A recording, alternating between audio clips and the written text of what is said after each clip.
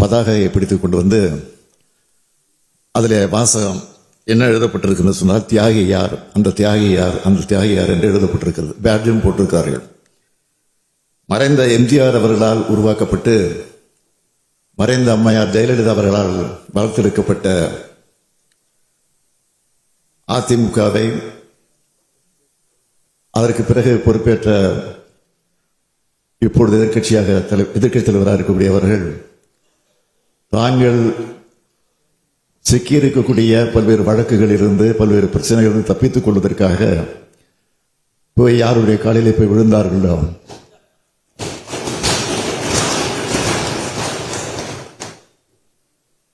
ஆக இன்றைக்கு அப்படி விழுந்த நேரத்தில் நொந்து போய் நூல்ஸாக மாறி இருக்கக்கூடிய அதிமுக தொடர்கள் தான் இன்றைக்கு தியாகிகளாக இருக்கிறார்கள்.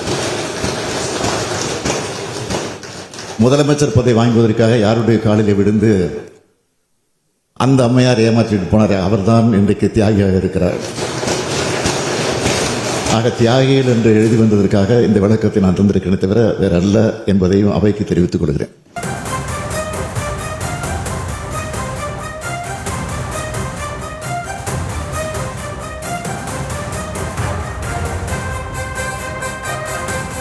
போட்டிருக்கார்கள். மறைந்த எம்ஜிஆர் அவர்களால் உருவாக்கப்பட்டு மறைந்த அம்மையார் ஜெயலலிதா அவர்களால் வளர்த்தெடுக்கப்பட்ட அதிமுகவை அதற்கு பிறகு பொறுப்பேற்ற இப்பொழுது எதிர்க்கட்சி தலைவராக இருக்கக்கூடியவர்கள் தாங்கள் சிக்கியிருக்கக்கூடிய பல்வேறு வழக்குகளில் இருந்து பல்வேறு பிரச்சனைகளிலிருந்து தப்பித்துக் கொள்வதற்காக போய் யாருடைய காலிலே போய் விழுந்தார்களோ,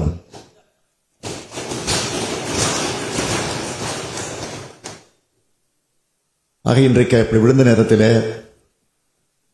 நொந்து போய் நூல்ஸாக மாறி இருக்கக்கூடிய அதிமுக தொடர்கள் தான் இன்றைக்கு தியாகிகளாக இருக்கிறார்கள்.